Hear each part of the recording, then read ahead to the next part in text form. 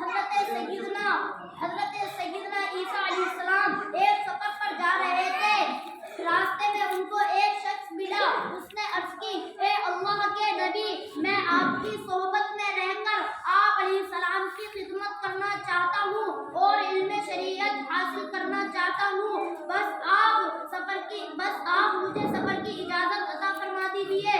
بس آپ علیہ السلام نے سفر کی اجازت عطا فرما دی اور یوں یہ دونوں ساتھ چلنے لگے۔ چلتے چلتے ایک نہر کے کنارے پہنچے تو آپ علیہ السلام نے فرمایا، آؤ کھانا کھانے۔ دونوں کھانا کھانے لگے۔ آپ علیہ السلام کے پاس 3 روٹیاں تھی۔ جب دونوں ایک ایک روٹی کھا چکے تو آپ علیہ السلام نہر سے پانی نوش کرنے لگے۔ پیچھے سے اس شخص نے وہ تیسری روٹی چکا لی۔ جب آپ علیہ السلام نہر سے پانی پی کر واپس آئے تو آپ علیہ السلام نے دیکھا وہاں تیسری روٹی غائب ہے۔ تو آپ علیہ السلام نے اس شخص سے پوچھا، بتا وہ تیسری روٹی کہاں گئی؟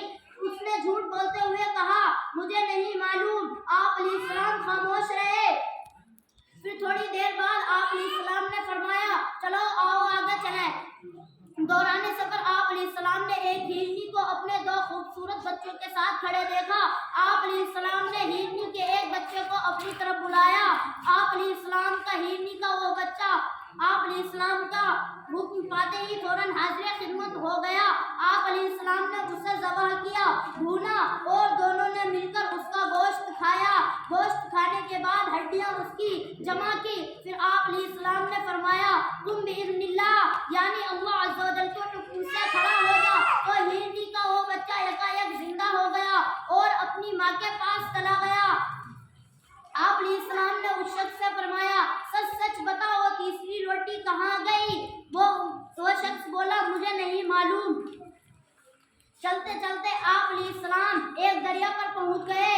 آپ علیہ السلام نے اس شخص کا ہاتھ پکڑا اور پانی کے اوپر چلتے ہوئے دوسرے کنارے پہنچ گئے تو آپ علیہ السلام نے فرمایا، تجھے اللہ عز و جل کی قسم جس نے مجھے یہ معجزہ دکھانے کی قدرت عطا کی، سچ سچ بتا وہ تیسری روٹی کہاں گئی؟ اس بار بھی اس نے یہی جواب دیا، مجھے نہیں معلوم۔ آپ علیہ السلام خاموش رہے۔ پھر تھوڑی دیر بعد آپ علیہ السلام نے فرمایا، چلو آؤ آگے چلیں۔ چلتے چلتے ایک ریگستان میں پہنچ گئے، جہاں ہر طرف ریت ہی ریت تھی۔ آپ علیہ السلام نے کچھ ریت جمع کی اور فرمایا، اے ریت اللہ عز و جل کے حکم سے سونا بن جا۔ تو وہ ریت فوراً سونا بن گئی۔ آپ علیہ السلام نے اس کے 3 حصے کیے اور فرمایا، ایک حصہ میرا، دوسرا حصہ تیرا اور تیسرا حصہ اس کا جس نے وہ روٹی لی تھی۔ یہ سنتے ہی وہ شخص جھٹ بولا، وہ روٹی ہی میں نے لی تھی۔ اس کے بعد آپ علیہ السلام نے فرمایا، یہ سارا سونا تم ہی لے لو، بس تیرا اور میرا اتنا ہی ساتھ تھا۔ اس کے بعد آپ علیہ السلام اس شخص کو وہیں چھوڑ کر آگے کے لیے روانہ ہو گئے۔ وہ اتنا زیادہ سونا مل جانے پر بہت خوش تھا۔ جب سارا سونا ایک چادر میں لپیٹ کر گھر کو لوٹنے کا ارادہ کیا تو راستے میں 2 شخص ملے جنہوں نے اس کے پاس اتنا سارا سونا دیکھ کر اس کو قتل کر کے سارا سونا چھین لینے کا چاہا۔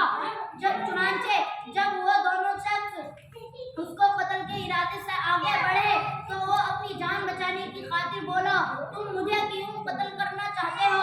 اگر سونا لینا ہی چاہتے ہو تو ہم اس کے 3 حصے کر لیتے ہیں اور آپس میں ایک ایک حصہ بانٹ لیتے ہیں۔ وہ دونوں اس پر راضی ہو گئے۔ پھر وہ شخص بولا کہ بہتر یہ ہے ہم میں سے ایک آدمی تھوڑا سا سونا لے کر قریب کے شہر میں جائے اور کھانا خرید لائے۔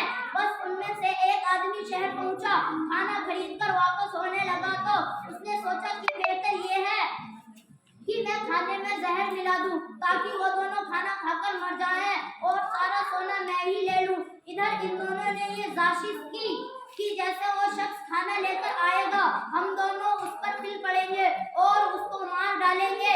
چنانچہ جب وہ شخص کھانا لے کر آیا تو دونوں اس پر پل پڑے اور اس شخص کو قتل کر دیا۔